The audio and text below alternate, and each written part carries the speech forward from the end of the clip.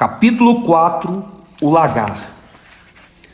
O fato de Gideão estar malhando trigo em um lagar era um sinal claro do desespero predominante naqueles dias, uma vez que o lagar não era um lugar de se malhar o trigo, mas sim de se prensar as uvas. Antigamente, toda vinha tinha o seu próprio lagar, que geralmente consistia em um tanque de 3 metros quadrados cortado na rocha.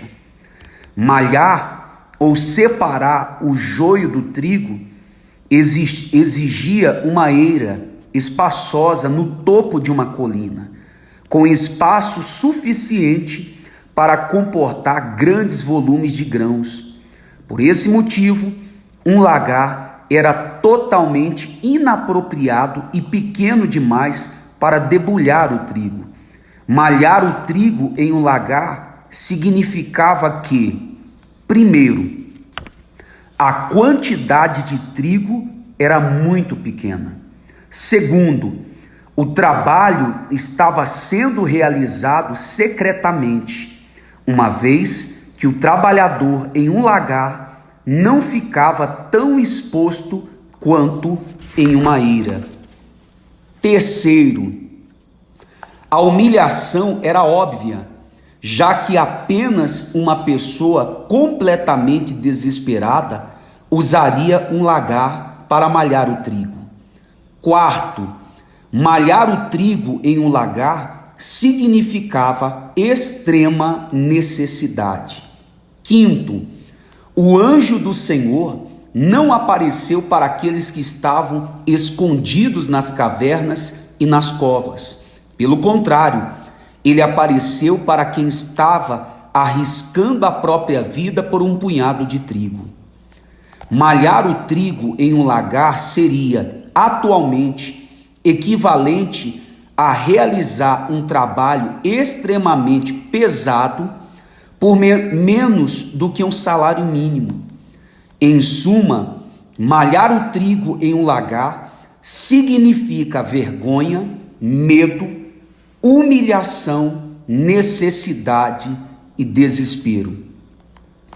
Quando o anjo apareceu e gentilmente cumprimentou Gideão, dizendo: "O Senhor é contigo, homem valoroso", imediatamente, cheio de revolta, humilhação e dor, ao invés de se ajoelhar no chão, glorificá-lo e dizer aleluia, Gideão respondeu: "Ai, Senhor meu, se o Senhor é conosco, por que tudo isso nos sobreveio?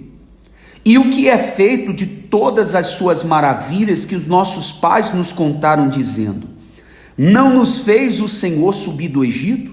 Porém, agora o Senhor nos desamparou e nos deu nas mãos dos midianitas." Juízes, capítulo 6, no versículo 13. A princípio, o anjo se dirigiu a ele com apenas 6 palavras, mas Gideão respondeu com 50. Isso revela a condição do seu coração, profundamente aflito.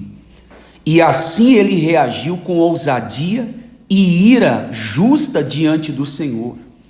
Notamos em sua resposta que Gideão se considerava um servo fiel ao Senhor, pois disse: "Ai, Senhor meu."